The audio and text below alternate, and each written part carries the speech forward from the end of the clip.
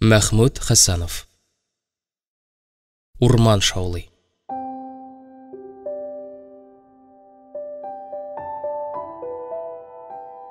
Галләмгә кечкенә генә бер бүлмә бирделәр. Күп тә үтмәде, Фаечка урманда күңелсез дип зарлана башлады. Ниһаять, көннәрнең берендә Галләм Фаечканы өендә тапмады. Өстәл өстендә дәфтәр битенә язылган хат кисәге ята иде. Галләм бәгърем, мине эзләмә. Хуш, мин киттем. Ялгышлык белән Галләмнең премияга бирелгән бастон костюмын, сәгатен һәм башка шундый әйберләрен алып китүенә дә карамастан, Галләм Фаечканы эзләп тормады. Шайтан алсын дип кулын гына селтәде. Ләкин бер кешегә яләшкән күңел үзенекен итте бит хәерсез. Аның бушап калган фатирына кайтасы да килмичә йөрде. Еш кына бүләкләр алып кайтып Фаечкасын куандырган һәм аның минем аюым дип иркәләгән чакларында исенә төшергәләп куйгалы иде ул. Фаечка инде ул. Дәрҗия бит бөтенләй башка кеше. Алар арасындагы аерма җир белән күк кебек. Дәрҗиянең үзен генә түгел, аның кызы Ләләне генә күргәндә дә Галләмнең йөрәгеннән ниндидер татлы җылылык йөгереп үтә. Миңа да партияга керәсе иде дип уйлый иде Галләм. Ул инде берничә тапкыр моңа талпынып та карады. Тик нигәдер кыюлыгы җитмәде. Бүген үк теләк яңа көч белән кабынып китте. Менә яңа метод белән эшли башлап, машина белән агач ташуда кискен борылыш ясыйм да, дип уйлады ул, партияга керергә гариза бирәм. Шундый уйлар белән көндә үтеп китте. Башка шоферларга караганда бер рейс артыграк ясавына карамастан, Галләм автогаражга кермичә яңадан урманга юл тотты.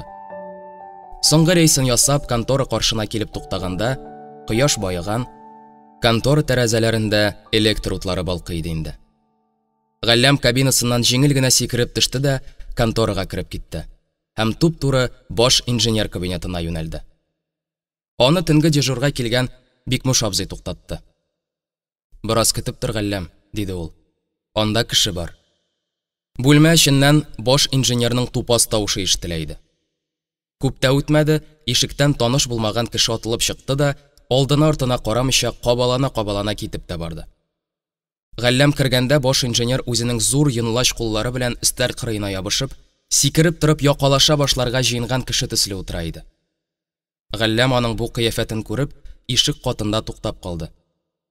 «Сиңа тагын нәрсә кирәк?» диде баш инженер кыяфәтен үзгәртмичә.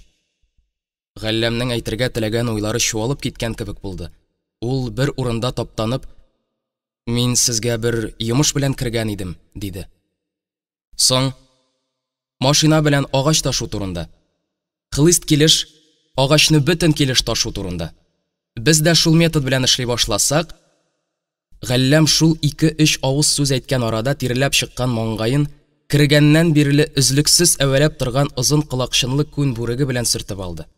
«Рационализаторлык тәкъдимен гадәттә язма рәвештә рәсмиләштереп кертә торганнар иде», диде баш инженер.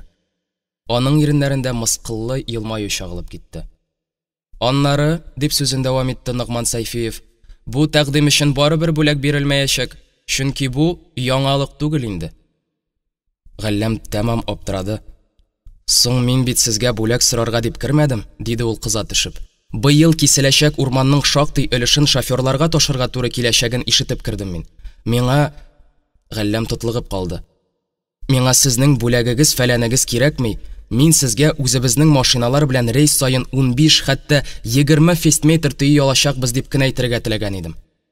Сайфиев бу яңа метод белән эшләгән бик күп леспромхозларның агач ташу планын шактый арттыруларын үзе дә бик яхшы белә. Ләкин үз сүзенең сүз булып калуын теләйде. Быел дәүләт планы барыбер тулысынча үтәлмәячәк. Хәер, бу уяның үзендә каушатып куйгалый. Артык күп белә башладылар, санга да сукмыйлар. Менә күрерләр дип уйлады ул. Менә хәзер дә Галләм Тимербаевның тәкъдименә бер дә исе китмәгән кыяфәт чыгарды. 4 фестметр урнына 20 фестметр дигәнә. Ха-ха, каралы син аны, сәләтсезнеке бер кылач ди шул. Галләмнең йөзе күзән җыерган кебек тартышып куйды. Тузгып торган кыңгырт кара чәчләре тирләгән маңгаена төшеп ябышканнар. Ул утлы күмер тоткан кеше сыман күн бүреген әвәли бер кулыннан икенчесенә күчереп тора иде. «Көлмәгез», дип җикеренде Галләм. Көлмәгез, мин... Ул берничә секунд сүзен әйтә алмыйча тотлыгып торды. Мин сезгә бу эшне практикада күрсәтермен. Минем шофер булып беренче ел гына эшләвем түгел. Ярар, мактанма. Мине бит сезнең стажыгыз кызыксындырмый, диде баш инженер бераз йомшара төшеп. Аңлашылды. Әле булай гына да нормагызны үти алсагыз бик яхшы булыр иде. Юк, без барыбер яңа метод белән эшли башлаячакбыз. Технологияны бозып кара әле, диде Сайфиев янау тоны белән. Мин синең белән ничек сөйләшергә белермен? Эшләрбез. Кымачаулый алмассың. Баш инженерга бу җитә калды. Кем кымачаулый? Кем? Я әйт әле кем? Минме? Сайфиев урыныннан сикереп торды. Хәзер үк чыгып кит моннан. Вон. Галләм шуны гына көткән кебек кинәт кенә борылды да ишекне бар көченә шапылдатып ябып чыгып китте. Ишек янында утыручы Бикмуш абзый аларның сөйләшкән сүзләрен ишетеп торган икән. Һай бу кеше дигәнең. Бигрәк тупас инде. Кеше белән җайлап сөйләшә дә белми бит дип сөйләнеп куйды. Баш инженерның сүзләргә җыенган үгез кебек бераз алга иелеп эре-эре атлап йөрүе, кабинет ишеген иңе белән генә элдереп бәреп кирип китүе Бикмуш картка күптән ошамый иде инде. Ул юк, әйтергә кирәк аңа. Әйтергә кирәк дип бер-ике тапкыр талпынып та карады, тик барыбер рәтләп сөйләшеп булмас дип кире урынына утырды. Тәмам шыгырыннан чыкты бит. Ниндидер көч Бикмуш бабайны урыныннан торгызды. Ул үзе дә сизмәстән баш инженерның кабинетына бәреп кирде дә, сугышырга җыенган әтәч сыман кукрайып, өстәл каршына килеп басты. Сиңа нәрсә, Бикмуш абзый? Тупас кыланасың, инем. Тупас. Бик. Картның шынлап торып әйтешергә кергәнлеген сизеп, баш инженер шунда ук икенче тонга күчте. Бу халык белән тупаста булырсың, Бикмуш абзый. Ул тагын үзенең ярата торган сүзен кыстырып куюны кирәк тапты.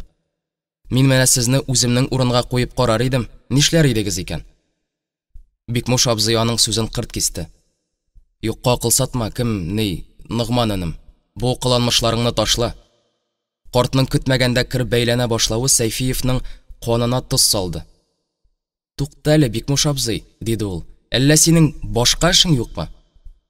Минем кем, Ныгманым, үз эшемне моңарчы кешегә кушканым юк. Син миңа алай җикеренмә.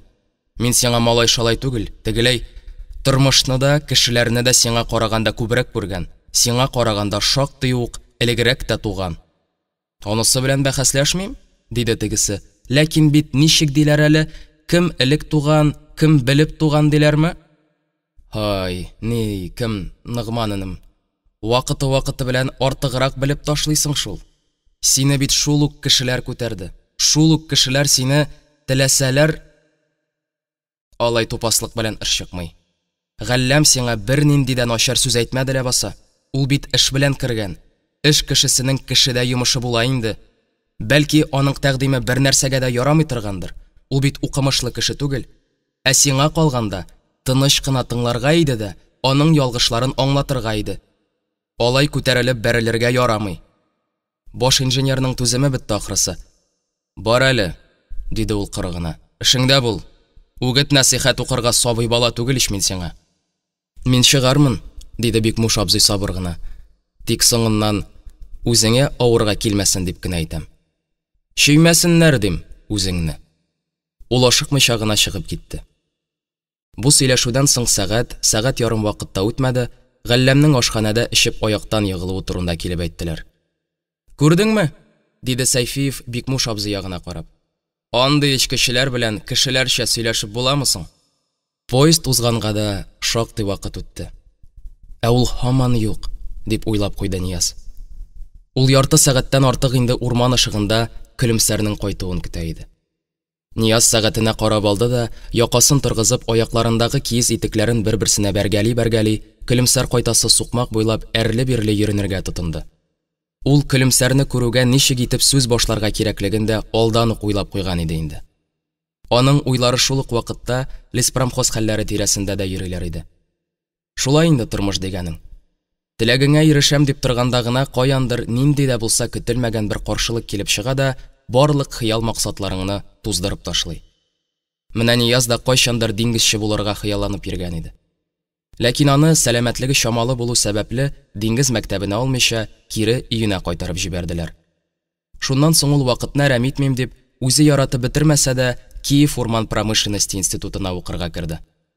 Анда узган 4 ел сизелмичә дә калды. Ул хәзер менә институтны тәмамлау алдында тора. Ләкин алда аны нәрсә көтә? Ул моны үзе дә белеп бетерми. Нияз шундый уйлар белән мавыгып торган арада сукмактан ерак түгел олы юлдан кайтып баручы Көлемсәрне күрде һәм аның каршысына чыгарга теләп кызу гына атлап китте. Хәерле кич, Көлемсәр, диде Нияз уйлап куйган сүзләрен бөтенләй онытып. Исәнмесез? Алар озак кына сөйләшми бардылар. Кая баруыгыз иде? Дип сорап куйды Көлемсәр. Нияз авыр сулап кына җавап кайтарды. Үзем дә белмим. Җанымны кая куярга белмәгә чыккан идем. Нияз сүзләренең ничек тәэсир итүен күрергә теләгән кебек күз кырые белән генә Көлемсәргә карап алды. Көлемсәр аның зарланырга әзер булуын сизеп ахрысы яңадан сорау бирде. Нияз, эшегез ничек барасың сезнең? Ниязның нинди эшләр турында сорыйсың соң син дигән карашын күреп, тагын өстәп куйды. Диплом эшегез турында әйтәм. Ничек дип әйттем соң, Көлемсәр? Хәзергә әле бер нинди рәте-чираты юк. Нияз тавышын күтәрә төште. Мин бит илһам кешесе. Бер тотынсам, аны коры тотармын әлбәттә, тик хәзергә нәрсәдер җитешми кебек.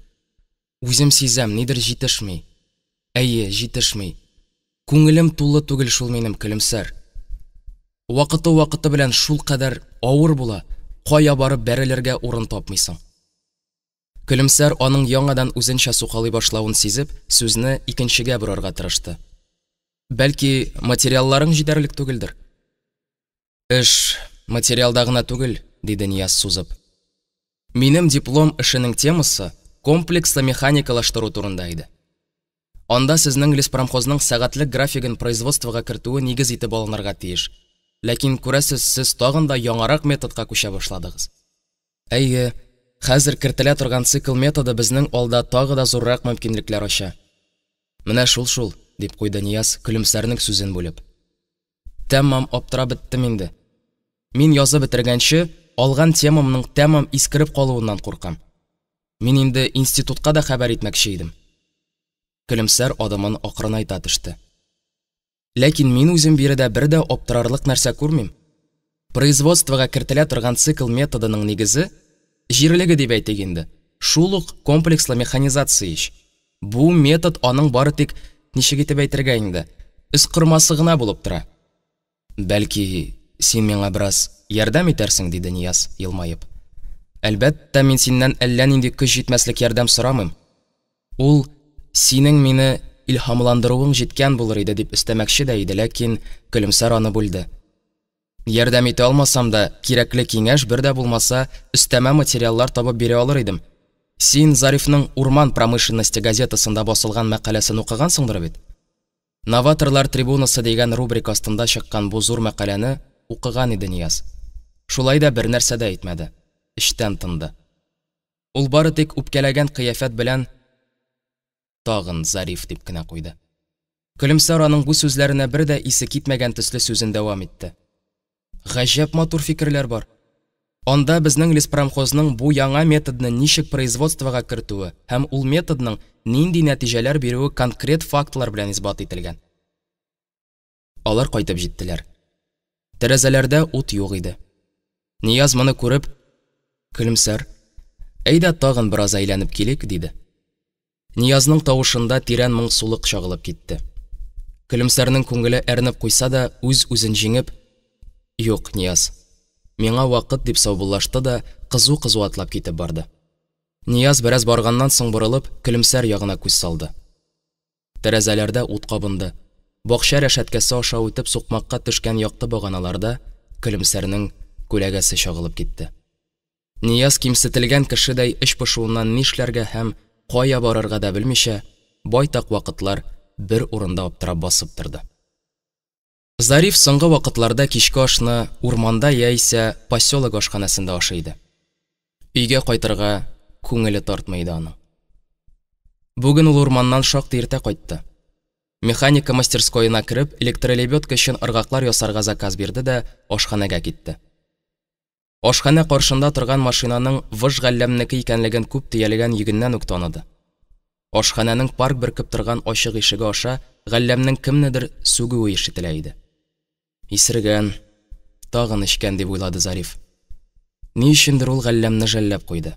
Әгәр дә Галләмнең матур гаилә тормышы булса, ул булай эчеп йөрер идеме соң? Һич юк. Аның бит андый тормышны күргәне юк. Зариф машинаның моторын капшап карады. Аның тәмам суынганлыгын белгәч, тизрәк радиатордагы суны агызды. Тәки радиаторны шартлатасы икән шайтан алгыры дип, Галләмне дә тиргәп алды. Зариф ашханәгә кергәндә Галләм тәмам сәрхүшләнгән, кеше белән сөйләшерлек тәрәте калмаган иде. Юк, сез җанымны кыйнамагыз, җанымны гына кыйнамагыз дип ул бар көчен әстәргә суккалап алды. Тупас сүзләрегез белән бәгыремне үзгәләмәгез, үзәгемне өзмәгез. Вознаграждение, бүләк дип итә. Мин үзем бүләк. Үзәгемне үзгәләмәгез, мин үзем вознаграждение бирәм. Галләм хәлсезләнгән кулын куен кесәсенә тыгып, аннан учлап акча чыгара башлады. Мә, ал, тыгын, күпме кирәк? Я, әйт дим мин. Ул акчаларны өстәл өстенә чәчеп ташлады да тынып калды. Аннан соң тагын әрнуле тавыш белән мыгырдана башлады. Минем җанымны гына кыйнамагыз. Эх, сез, мин бит беркемгә дә тимим, бер нәрсә дә сорамыйм. Кемем бар минем? Минем 10 яшемнән бирле иркәләү сүзе, туганнар сүзе ишеткәнем юк. Бер генә туганым, бер генә якын туганым булсын иде. Эх. Аның тавышы калтырап чыкты. Йөзе кизән җыерган кебек тартышып куйды һәм ул кулларын сузып өстәл өстенә капланды. Сәйфиев яныннан чыккач, Галләм нишләргә дә белмичә аптырап катып калды. Сәйфиевнең мыскыллап көлүе, бүләк дигән сүзләре Галләмнең колагында шон кебек шыңлап тордылар. Ашхана янына җиткәндә инде ул тәмам ярсыган иде. Буфетта эшләүче Варя тәрәзәгә күз төшереп алгач кына нинди зур ялгышлык эшләгәнлегенә төшенде. Агач тиягән машинаның тәрәзә каршында торуын күргән булса, Галләмнең кулына бер юлы 2 шешә аракы тоттырган булыр идемени. Ул, Галләм йөз түбән капланып тынып калгач, өстәл янына килеп акчаларны җыеп алды. Үзе һаман «Эх, Гриша, Гриша» дип өзгәләнде. Шул вакыт сулышына буылып, Костя йөгереп керде һәм керү белән җилтерәтеп Галләмне аягына бастырды. Дип сузды ул. Җибәгәнсең, брат, җибәгәнсең. Ни арада өлгердең әле? Костя озак сөйләшеп тормады. Галләмне култыклап ишеккә таба алып китте. Иптәш Гыймазов, диде Костя, Зариф ягына борылып. Ачкычы урынында. Сез зинһар машинаны түбәнге складка төшерү чарасын күрегез инде. Барыгыз бар. Тыныч булыгыз, диде Зариф. Үзем үк төшереп куярмын. Зариф ашап нитеп тормады. Буфетта 2 бутербродны кесәсенә төреп салды да, кухнядан 2 чиләк кайнар су алып, машина янына чыкты. Зариф машинаны җентекләбрәк караштырган саен аның чисталыгына, төзеклегенә сокланмый булдыра алмады. Приборлар көмеш кебек ялтырап тора, механизмнар чиста итеп сөртелгән иде. Зариф радиаторны кайнар су белән бераз җылыткач, моторны кабызды. Мотор тигез ритм белән эшли башлады. Зариф прицепны һәм көпчәкләрне тагын бер тапкыр күздән үткәргәннән соң кабинага менеп утырды да газ бирде. Кичен һава салкынайган, көпчәкләр астында кар сары ком кебек шыгырдап уала иде. Зариф машинасын урман эченнән алып бара. Фара яктысында кар бөртекләре җимелдиләр. Юл тигез. Мондый чакларда рульдә утыручы ниләр турында гына уйламый. Зарифның уйлары һаман көлемсәр тирәсендә әйләнәләр иде. Ләкин чишмә суыдай саф күңелле Зариф көлемсәр турында һич тә начар уйламады. Көлемсәр белән үткәргән шатлыклы көннәр, матур төш кебек Зарифның йөрәген татлы бер хис белән җылытып искә төшәләр иде. Нинди күңелле иде аларның тормышы. Гаҗәп хәл. Үзеңнең иң кадерле кешең тарафыннан читкә кагылуыңны белгән чакларда да матурлык, шатлык белән тулы үткән көннәр ничектер ешрак искә төшә торган булалар. Кем белә, бәлки киләчәктә ул көннәрнең мәңгегә кабатланмаячагына тәмам төшенгәч, дөресрәге киләчәктә шул җаныңнан да кадерлерәк кешең белән бергә булуга өмет өзелгәч, шулай була торгандыр. Зарифка да киләчәктә көлемсәр белән бергә калуны күз алдына китерүе авыр иде инде. Аның өчен хәзер бары тик үткән көннәр генә ял бирәләр иде. Зариф көлемсәрне фронтка киткәнче үк белә иде. хәтта искә төшерүе дә көлке. Көлемсәр шакмаклы ашъяулык киндереннән теккән букчасын асып, үзенең атлавына сокланган кебек, аяк башларына карап Зарифлар турысыннан үтә иде. Аның 1нче ел мәктәпкә йөри башлаган чаклары булгандыр. Зарифның Көлемсәрне бөтен белүе шуннан гыйбарәт иде. Менә Зариф армиядан кайтты. Бәдри ага аны туган атасы кебек каршы алды. Бер кая да җибәрмичә үзендә кунак итте. Кайтканның 2нче көнендә Бәдри ага Зарифны клубка концерт тыңларга алып керде. Ул шунда Көлемсәрне күрде. Ләкин танымады. Кая ул тану? Бу кем бу? Дип сорады ул Бәдри агадан. Танымыйсыңмы ни? Гөлҗиһан җиңги кызы, Көлемсәр ич, диде Бәдри ага. Китаннан булмасла. Көлемсәр шулай үстеме дип гаҗәпләнгән иде Зариф. Гаҗәпләнмәслектә түгел иде шул. Ап-пак ефәк күлмәк кигән Көлемсәр әле хәзер генә күктән очып төшкән аккоштай сәхнәдә басып тора иде. Зарифның йөрәге күптән эзләгән кешесен тапкан кебек еш-еш тибә башлады. Менә Көлемсәр нинди булган дип куйды ул иченнән генә. Зариф шул көннән соң Көлемсәр белән якыннан очрашырга тырышып йөри башлады. Ул аны 2нче көнне Гөлҗиһан түтиләренең үзләренә баргач тагын күрде. Зарифның йөрәге туктап ничектер кысылып киткәндәй булды. Шушы яшь кенә кыз алдында каушап югалып калган иде ул. Зариф леспромхозда калды. Көлемсәр эшләгән участокта тракторчы булып эшли башлады. Көлемсәр төнге сменада эшләгәндә Зариф тынычлыгы күрмәде. Көлемсәр тракторын кабыз алмыйча газаплана торгандыр, яки башка төрле күңелсезлек чыккандыр дип борчыла иде ул. Шул ук вакытта Көлемсәрне күрү теләге дә аңа тынгы бирмәде. Ул төн уртасында торып, Көлемсәр эшли торган лесосекага китә. Берәр кеше очрап аның соңга калып йөрүенең сәбәбен сораса, ул яшерә. Гыйшкың бигрәк кызыл икән дип көлүләреннән куркып, төрлечә хәйләли торган иде. Күңел сизә бит ул хәерсез. Кайчак чыннан да трактор нигәдер туктаган була. Бер тапкыр шулай шактый кеше җыелып, Көлемсәрнең сүнгән тракторын кабыз алмыйча газапланалар иде. Хәтта Тәмир дә Көлемсәрне читкәрәк итеп, "Китегез әле. Үзем ир-ат сөяге, имән тамыры, хатын-кыз сөяге, бодай камыры" дигән булып, кырын салган кепкасы очып төшкәнче ачкычны борып карады, ләкин бер нәрсә дә чыкмады. Вакыт уза, көнлек планны үтәргә кирәк. Көлемсәр дә ачуыннан ярсый башлаган иде. Шул вакыт Зариф күренде. Ул магнитоны ныгытты да бер боруда тракторны кабызды. Көлемсәр шатлыгыннан ни дияргә дә белмәде. Зарифка Көлемсәрнең җылы сүзен ишетү, аның ягымлы карашын күрү генә дә бөтен нәрсәдән кыйммәтрәк иде. Көлемсәр белән танышкач, Зарифның бөтен тормышы тулыланып киткән кебек булды. Аның ичке дөньясын якты һәм җылы бер нур яктырта башлады.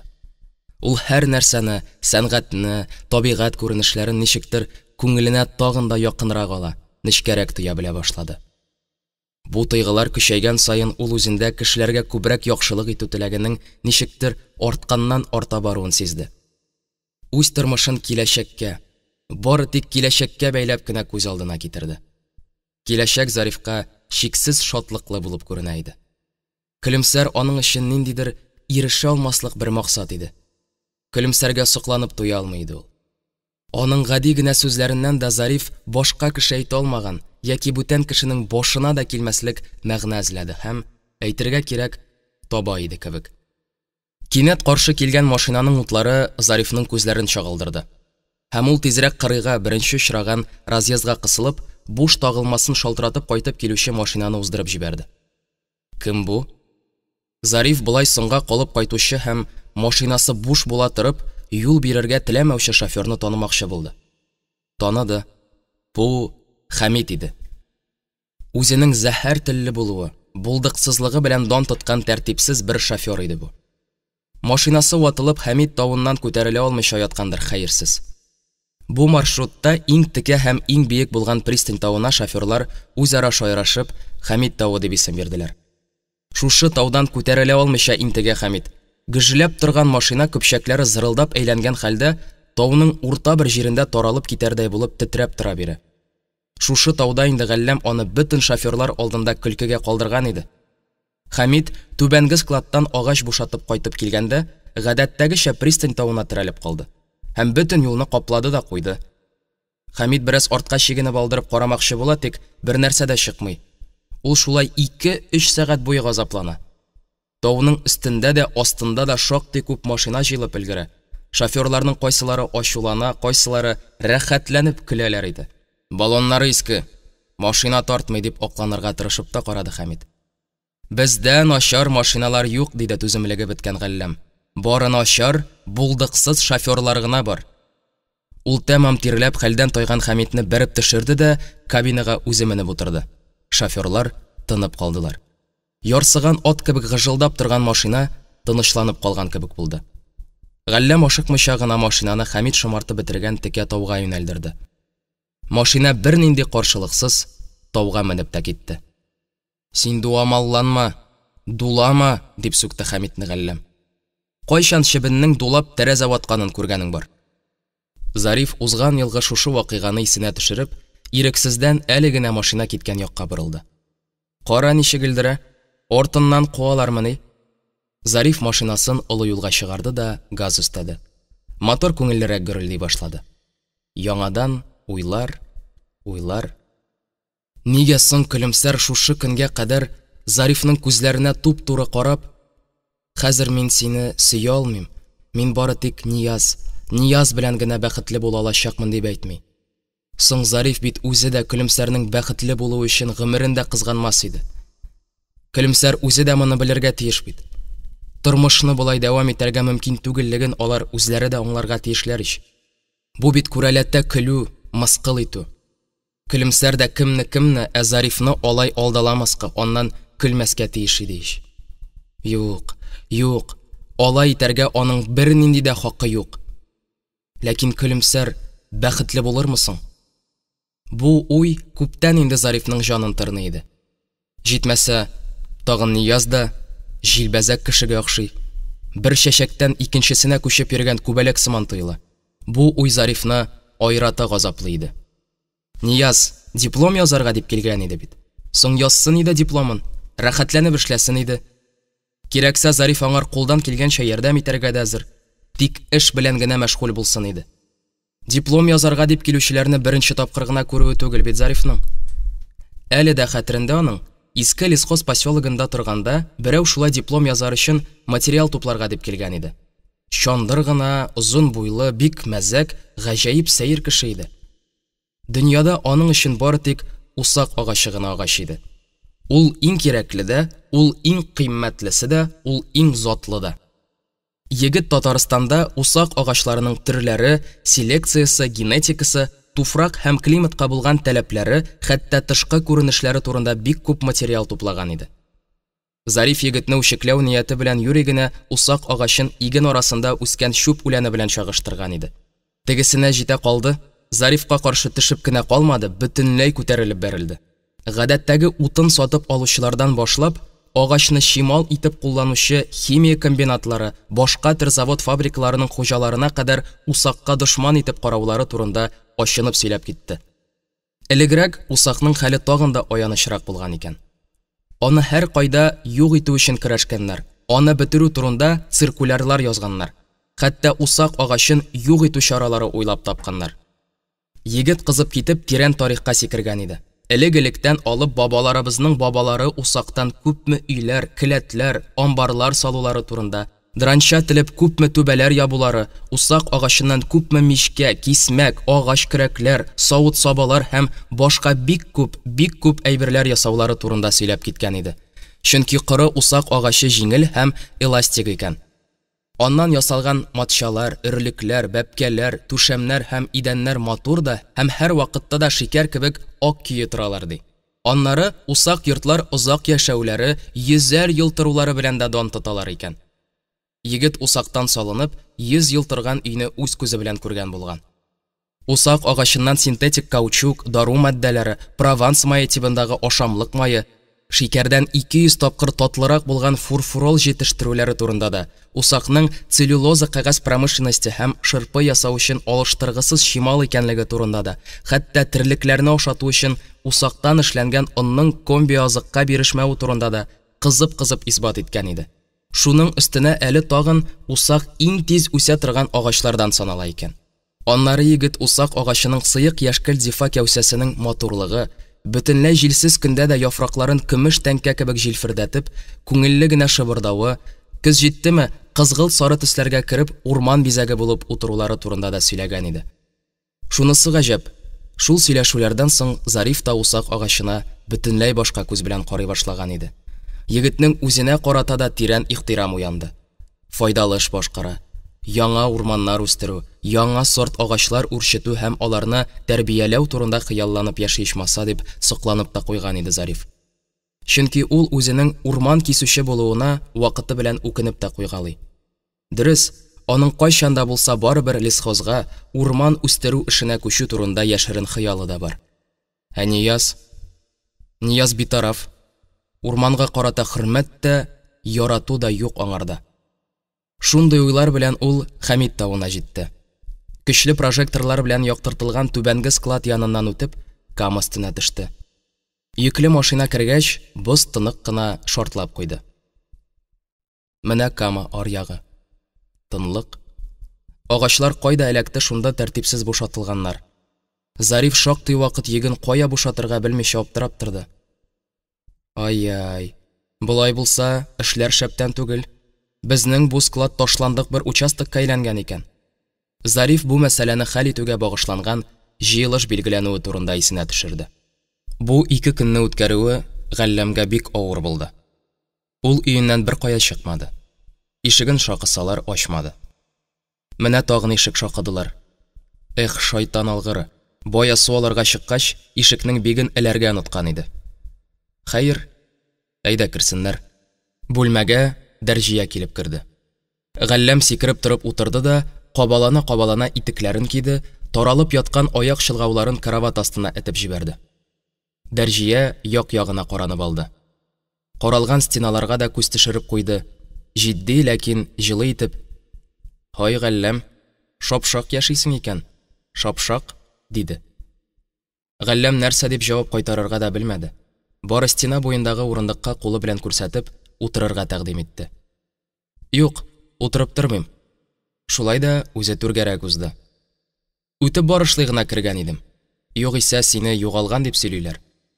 Галләм "Юк әле, югалмадым" дип әйтергә теләгән иде дә, тик тотлыгып калды. Ул үзенең бөтен ихтыярын югалткан кебек булды. Дәрҗия бүлмәне тагын бер тапкыр күздән үткәргәннән соң, урындык кырыена килеп утырды. Пальтосының күкрәген кысып торган өске төймәсен ычкындырды. Көрән мамык шәле җилкәсенә шуып төште. Аның пөхтә итеп артка җыеп куйган чәчләре ачылып китте. Шигәләрендә сирәк кенә ак чәч бөртекләре җимелдәп куялар. Ак муенын нәни балаларныкы кебек аркылыга 2 сызык кисеп үтә. Күзләре сынап, ачуланган кебек карыйлар. Бер-берсенә бөтенләй диярлек тоташып торган кашлар күзләре өстенә үк төшеп торгангамы, аның маңгае киң булып күренә иде. Галләм сихерләнгән кебек тик утыра. Ул үзен ничектер матур төш күргән кебек хис итә иде. Озакка сузылган тынлыкны Дәрҗия бозды. "Начар яшисең, Галләм." "Бик ямсыз." "Ямсыз шул", дип килеште Галләм. Ул үз тавышын үзе танымады. "Сиңа нәрсә кымачаулыйсың? Нигә тормышыңны җайламыйсың? Урманда эшлим дип аю кебек яшәп булмый бит инде." Галләм дәшмәде. "Җитмәсә, тагын эчәсең. Эчми торган шофер буламыни?" Бу сүзләр аклану өчен дә, җавап урынына әйтелгән сүзләр дә түгел иде. Галләм аларны ничектер үзе дә сизмәстән әйтеп ташлады. "Эчми торган шофер булмый дип, шулай акылыңны югалтканчы эчәрсеңмени?" Галләм тамак кырып куйды. Аннары шактый кыюланып: "Өстәл астында очрашырлык итеп эчмәгәч, эчүгә дә санамыйм мин", диде һәм елмаеп куйды. "Юк сүз сөйлисең, Галләм, юк сүз. Егетлек анда түгел. Костя синең дустың бугай бит. Аның исерек чагын кайчан күргәнең бар?" Галләм дәшмәде.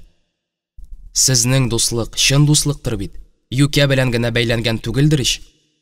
Галләм чылатып торсаң, юкә дә чыдаучан була дип әйтмәкче иде дә, чылатып торуның туры мәгънәсен ишү дип аңлар дип дәшмичә калды. Дәрҗия: "Сәйфиев белән сезнең арада нәрсә килеп чыкты соң? Нәрсә булды?" дип сорап куйды. Көлде ул миннән. Ачуны китерде. Көлде имеш, ачуны китерде. Ашу китерер, ашу зыян китерер ди. Синең дә нәкъ шулай булган. Ничә көн инде эшкә чыкмый ятасың. Эшкә дә, үзеңә дә күпме зыян китердең. Эш булгач кем әйтмешли, күчәр башлары алай гына бәрелгәлиләр инде. Бик тупас бәрелде. Тупас бәрелде дип һәр вакыт азынып-тузынып йөри башласаң, белмим, Галләм. Бу сүзләр Галләмнең ансыз да әрнуле йөрәген телгәләп алдылар. Дәрҗия иртәгә үк эшкә чыгарга кушып чыгып китте. Ләкин нигә ул Галләмне нык итеп ачуланмады? Әнә Костин ул кичләрен укырга йөрергән дигән. Ә Галләмгә ул турыда ләммим. Бәлки Дәрҗия аны Кости дәрәҗәсенә үк үсеп җиткән кешегә санамыйдыр. Дәрҗия. Кабинетына килеп керү белән Дәрҗия форточканы ачып җибәрде. Җиңелчә генә чайкалып торган пәрдәләр вакыты белән кинәт җилкән кебек кабаралар. Кабаралар да ышкынып китергә теләгәндәй үзгәләнә башлыйлар иде. Дәрҗиянең күңеле тынычсыз. Ул әле генә Галләм янында булды. Ләкин үзенең бер генә җылы, бер генә кирәкле сүз әйтә алмавына җаны тәне белән сыкранды. Әле күптән түгел генә бит ул үзенең киңәшләре белән Галләмне илһамландырып, таный алмаслык итеп үзгәртеп узаткан иде. Ә бүген иртәгә үк эшкә чык дип әйтүдән ары узмады. Инде шул булдымы эш дип уйлады Дәрҗия. Ул ниндидер бик әһәмиятле нәрсәне исенә төшергән кебек өстәл янына таба атламакчы иде. Ләкин тәрәзәдән ургылып кергән язгы һава ничектер аны үзенә тартып алып калды. Яз. Менә тагын яз килә. Яңа яшәү дәрте алып яз килә. Мондый вакытларда кеше матур уйларга, дулкынландыргыч хисләргә бирелүчән була. Язны якыннан тыю хисе Дәрҗиядә әллә никадәр истәлекләр уятты. Һай, бу гомер дигәнең. Нигә генә шулай тиз уза икән ул?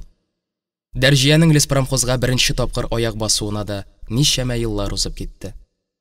Монда килер алдыннан гына туган кызы Ләлә дә мәктәпкә йөри бит инде.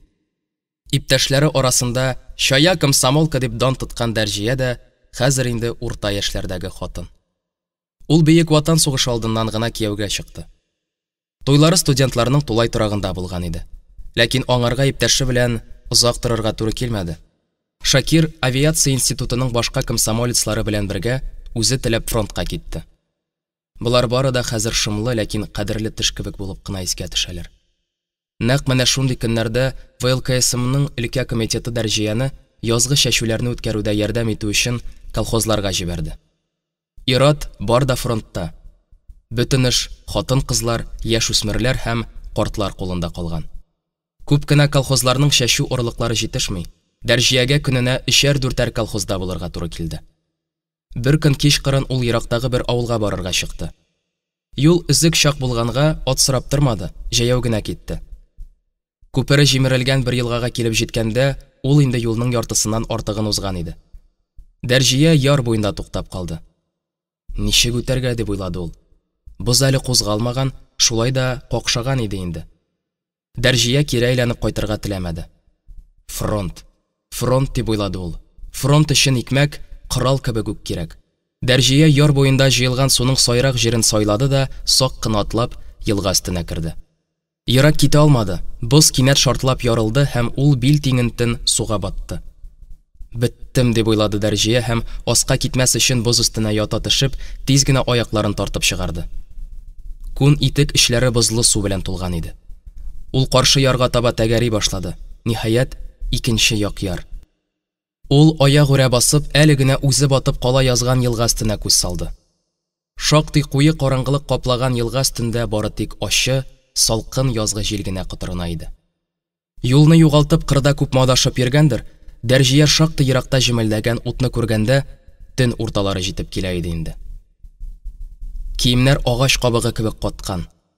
Тәне утта янган кебек кызыша. Дәрҗия авылга керү белән беренче очраган йортның тәрәзәсен шакыды. Авыл читендәге өйдә ут кабынды һәм аңа бер карчык ишек ачты. Ул көнне карчык йокларга ята алмады. Балакаем, харап булгансың ич дип иң элек Дәрҗиянең бозланып каткан киемнәрен, итекләрен салдырды, салкын су белән аякларын, кулларын юды. Аннары сөт кайнатып эчерде дә ястыгын җәйде. Дәрҗия төн буе калтыранып, саташып чыкты. Ул яз Дәрҗиягә бик кыйммәткә төште. Казанга ул үпкәсенә салкын тидереп кайтты. кайту белән аяктан егылды. Больницага керер алдыннан Дәрҗия Шакирның батырлар үлеме белән һәлак булуы турында хәбәр алды. Шуның өстенә аңа тиздән ана булачагы турында да әйттеләр. Больницадан чыккач, докторлар аңа каяда булса яхшырак һавалы җиргә, тынычрак урынга күчәргә тәкъдим иттеләр. Аны вакытлыча гына дип Бөреле леспромхозына эшкә җибәрделәр. Урманга килеп җаны тәне белән эшкә керешкәч үк ул үзен ничектер яңадан яшәреп, ныгып киткән кебек хис итә башлады. Дәрҗия яңадан аякка басты. Урман инде ул. Анда ару-талулар да, хәсрәт кайгылар да ничектер җиңелрәк кичерелә. Гүя урман үзенең чиста, саф, ширбәт кебек татлы һавасы белән кешеләрнең какшаган сәламәтлеген дә ныгыта, кешегә яшәү көче дә бирә. Дәрҗия шул килүдән урманда калды. Җыелыш бара. Машиналар белән агач чыгару мәсьәләсен хәл итмичә, дәүләт планын үтәү турында уйларга да ярамый, диде Зариф, сүзен дәвам итеп. Ул кабинетта утыручыларга карады. Бәдри ага креслосына чумган. Уң якта Дәрҗия Айтуганова. Шунда ук атаклы сал агызучы, мәһәбәт гәүдәле Лапитов утыра. Машина белән агач чыгару эшенә ниндидер ярдәмче бер участок итеп карау бетерелергә тиеш. Бу эштә кискен борылыш ясар өчен агач чыгаруны да сәгатьлек графикка күчерергә кирәк. Шоферлар өчен дә ныклы расписание булдырылсын. Без бөтен чараларны алдан тикшерергә тиешбез. Юллар турында да кичекмәстән кайгырта башларга кирәк. Безнең юлларга берни дә булганы юк, диде баш инженер Зарифның сүзен бүлеп. Безнең юллар елның ел буена оекчан йөрерлек булалар. Дөрес, безнең юллар шымалык ягыннан алай зарланырлык түгел. Хәтта туктагач бер урында шуып, кузгалып китә алмыйча азапланып торасың. Юлның шул беләүләнеп каткан кабырчыгын ваттырыр өчен берәр трактор җибәрергә кирәк. Хәзер мин ул турыда сөйләмим, ә машиналар кара-каршы килгәндә аерылып китү разъездлары җитәрлек булмавын әйтәм. Ирләмәгән, сукмаган, менә сиңа күлмәклек дигәндәй, агачны хлыст килеш чыгарганчыга кадәр салланасы салларның язмышы турында уйлашырга кирәк. Бу сүзләрне әйткәч, Сәйфиев як-ягына каранып алды. Кама аръягы саллау өчен яраклымы, юкмы? Иң элек минем шул сорауга җавап аласым килә. Да, ул тирәләргә су бит быз кузгалу белән күтәрелә. Безнең салларыбыз беренче бызлар белән җимерелеп китеп бармаслармы икән, дим мин. Кабинетта мондый чакларда бик сирәк була торган тынлык урнашты. Кинәт Лапитов куллары белән өстәлгә таянды. Мөмкинме? Диде ул Бәдри ага ягына борылып. Сөйләгез, сөйлә, Филиппыч. Барысы да карт мастер ягына борылдылар. Ул ашыкмыйча гына күтәрелде дә, сүзен ничегрәк итеп башларга да белмичә, бер урында таптанып торды. Бызның югары күтәрелүе ул ярты бәлә генә, диде ул. Кирәксә, без салларның алдына махсус ныгытмалар да куя алабыз. Миңа менә, ул Зариф ягына борылды. Иптәшнең чыгышы ошады. Әгәр без агачны бөтен килеш Каманың ар ягына чыгара алсак, бик тә шәп булыр иде. Саллау да җиңеләер иде. Менә шул мәсьәләне хәл итәргә мөмкин булмасмы? Лапитов тынып калды. Башка әйтәсе сүзләрегез юкмы, Филиппыч? Юк. Дәрҗия Айтуганова сүз аларга җыенган кеше сыман алдында яткан кәгазьләрне бераз читкәрәк этәреп куйды. Директор да моны сизде. Сез нәрсәдер әйтергә телисез ахры, диде ул Айтугановага карап. Дәрҗия урыныннан торды. Һәр хәлдә машина белән агачларны хлыст килеш чыгаруга күчүне тормыш үзе таләп итә. Бу методның нинди эффект бирүе турында сөйләп торасы да юк. Без моны тимер юл белән агач чыгару тәҗрибәсеннән беләбез. Иптәш Гыймазов әйткәнчә, бу эшкә кичекмәстән керешергә, шоферлар арасында да социалистик ярышны, масса күләм политик эшләрне җәелдереп җибәрергә кирәк. Моңа безнең иң ышанычлы иптәшләребездән берсе Гыймазов үзе теләп алынды. Һәм ышаныч белән әйтергә була, безнең шоферларыбыз үзләренә төшкән бу мактаулы бурычны намус белән үтәрләр. Әйе, үтәрләр. Безнең кешеләребез күзгә күренеп үзгәрәләр, үсәләр. Һай, үсүнең аның ишек яңагына киртек ясап үлчи торганы да булала, дип мыгырданып куйды Сәйфиев. Бар да аның ягына карадылар. Юк, үсәләр, иптәш Сәйфиев, үсәләр. Тик без генә аларның үсүен күрергә теләмибез. Баш инженер соңгы сүзен бераз урынсызрак ычкындыруын сизенсә дә, соң иде инде. Ул гына да түгел, дип сүзен дәвам итте Айтуганова. Безнең кайберәүләребез үсәргә ярдәм итә сурында киресенчә аяк чалырга да маташкалыйлар. Конкретрак мөмкин булмасмы дип куйды Сайфиев. Мөмкин. Сезнең белән бу хакта икенче урында сөйләшергә булган идек тә, ярар инде. Сез, иптәш Сайфиев, кайбер иптәшләрнең үз эшләрендә яңалык кертергә теләүләренә каршы киләсез. Мәсәлән, Тимербаев сезнең янга тәкъдим белән кергәч, аңа шатланып ярдәм итә сурында мыскыл итеп куып чыгаргансыз. Позвольте, сез нинди мыскыл итү турында сөйлисез, дип әтәчләнеп куйды Сайфиев. Сез аны үзегез дә бик яхшы беләсез. Ниндидер бер пьяницаның грубить итә башлауына мин гаеплемени? Гаепле кешене соңыннан тикшерербез. Янамагыз әле. Аннары эш булгач, үзегез әйтмешли күчәр башлары алай гына бәрелгәлиләр инде. Соңгы вакытта сезнең күчәрегез бәрелгәләп кенә калмыйча, юлга да сыймый башлады кебек. Баш инженер тынып калды. Айтуганова тыныч кына Зариф ягына борылды. Иптәш Гыймазов, яңа метод белән эшләүгә әзерлек ничек бара? Андый-мондый тоткарлык юкмы? Тимербаев бүген төнлә я иртәгә иртүк беренче рейс ясап карарга булды.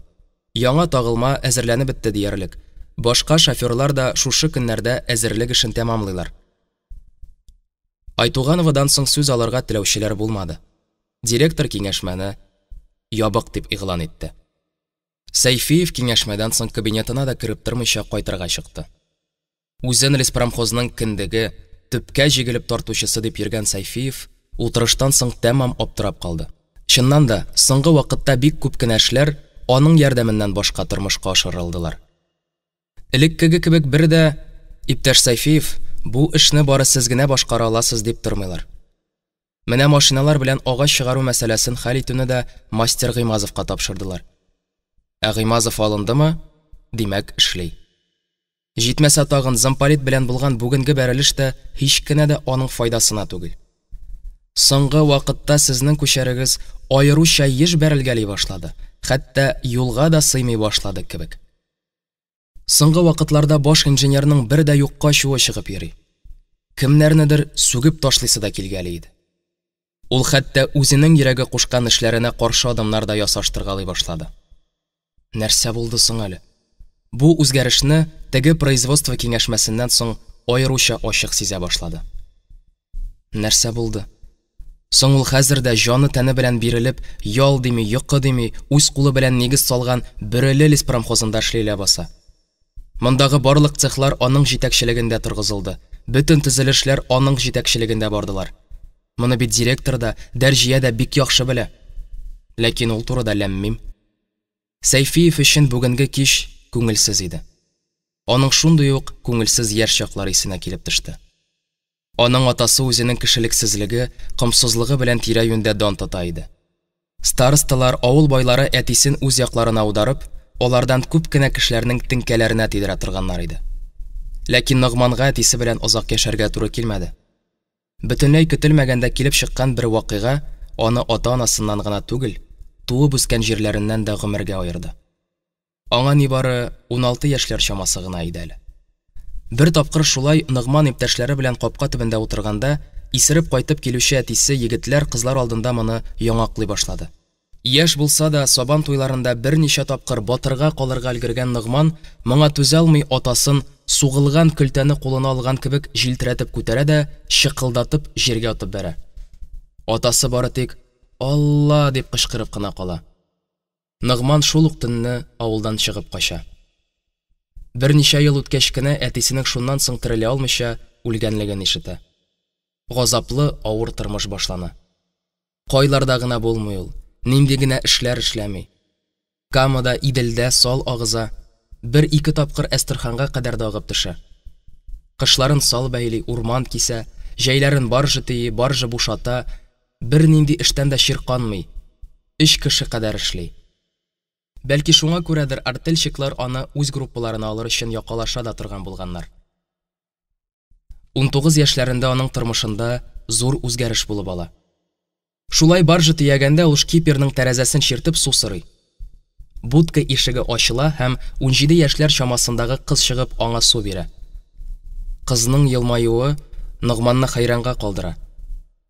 Кыз да егетнең суқса тимер үзәрлек таза беләкләренә, шыбырдап тир агып торган таза тәненә карап соклануын яшерә алмый.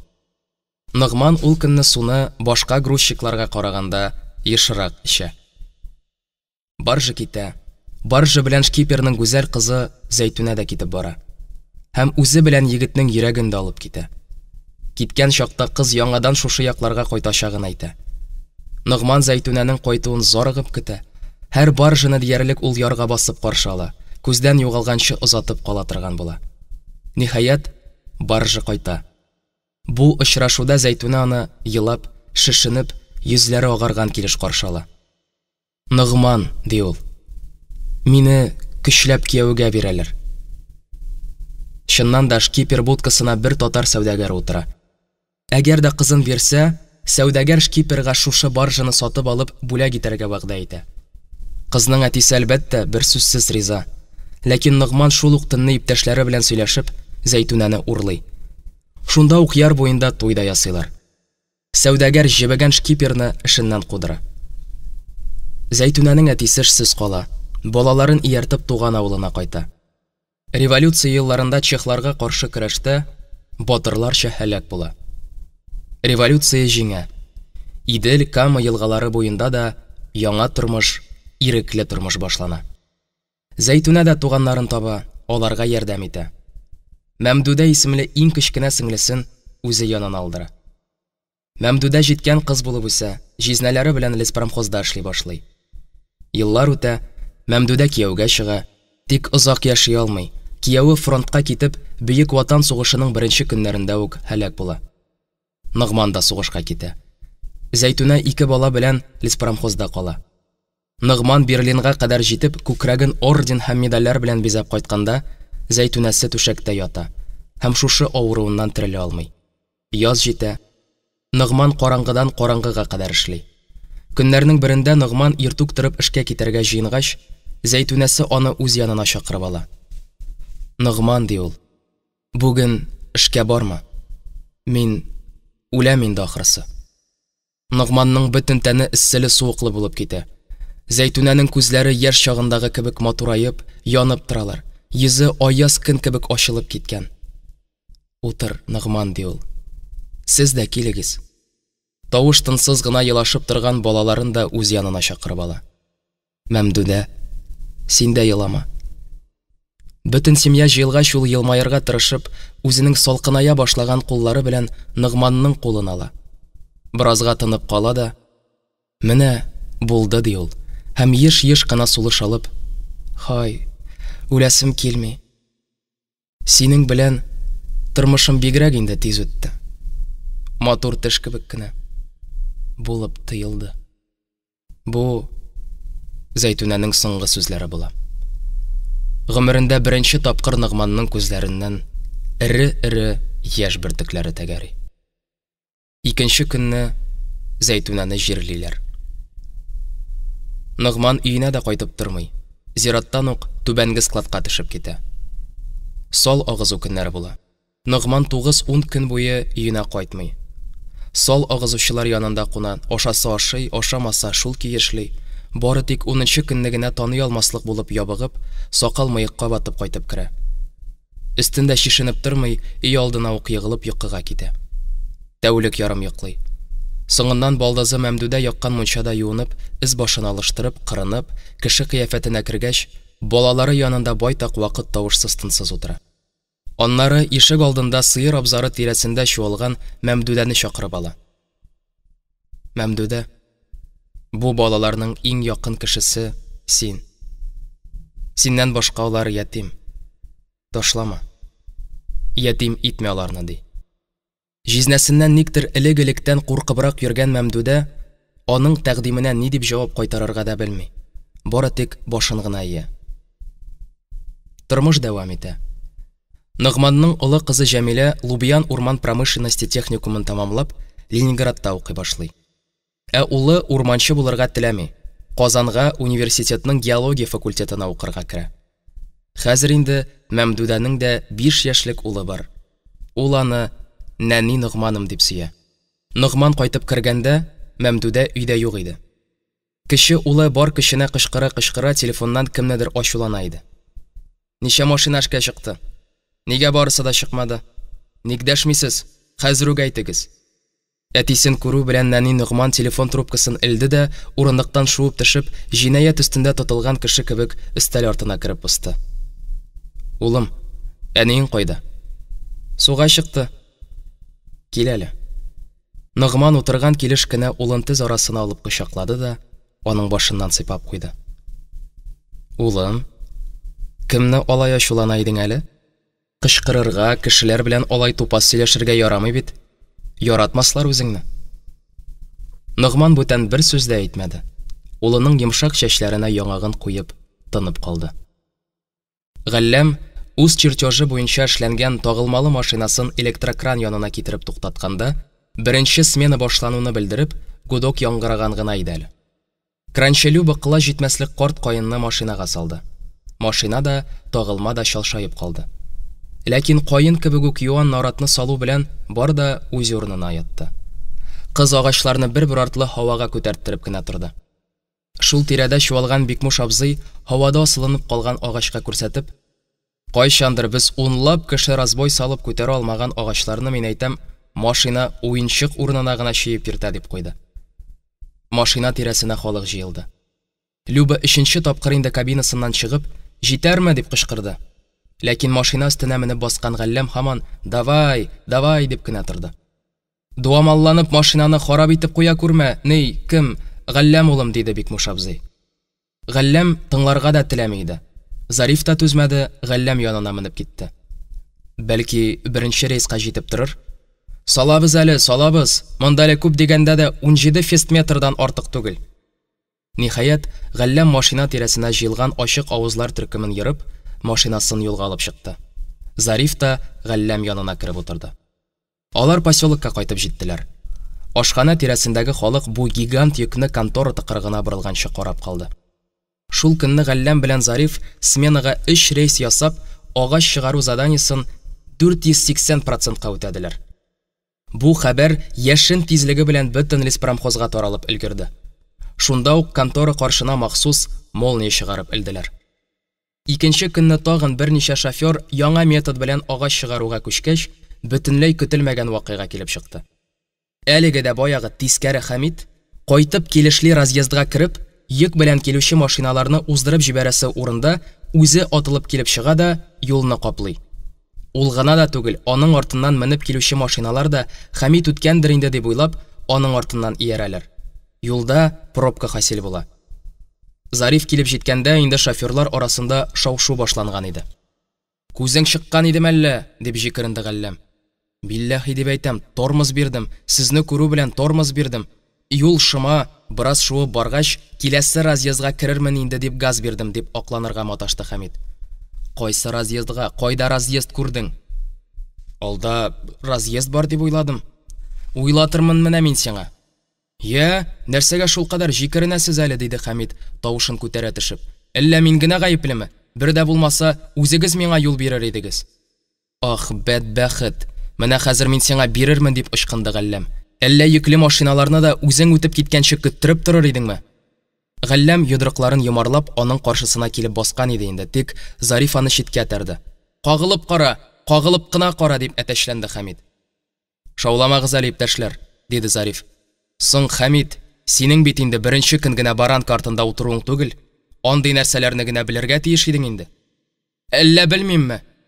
Беләсең, пычагым, диде кемдер. Бөтен көтүне пычратучы сыер булдың инде. Соң, хәзер нишләргә инде, дип сүзен дәвам итте Зариф. Йөкле машиналар белән чигенә алмыйбыз. Разъезд да ерак калды. Шулай ук сез дә арт белән үргә менә алмаячаксыз. Җитмәсә, тагын прицеплар белән. Китсәне, нишләп менә алмаска ди? Менеп кара инде алайса, тик шуны бел, буларның барысы өчен дә сиңа җавап бирергә туры килер. Куркытмасана, дип кычкырды Хәмит Зарифның сүзен бүлеп. Бар, кайтып хатыныңны куркыт, аны куркытсаң да урынлы булыр. Хәмит кызып китеп кирәксез сүз ычкындыруын сизеп алса да соң иде инде. Әйтерсең синнән башка белмиләр. Зариф әйтәсе сүзен әйтә алмыйча тотлыгып калды һәм бер сүз дә дәшмичә борылып, машинасына таба китеп барды. Ул 5-6 адым ясарга да өлгермәде, кемнеңдер шапылдатып суккан тавышы ишетелде. Борылып караганда Хәмит юл кырыенда, кар эчендә тыпырчынып ята. Ә Галләм табышына табышланган бөркет кебек кулларын җәеп аңа кизәнеп тора иде. Бетерәм. Нишлисез сез?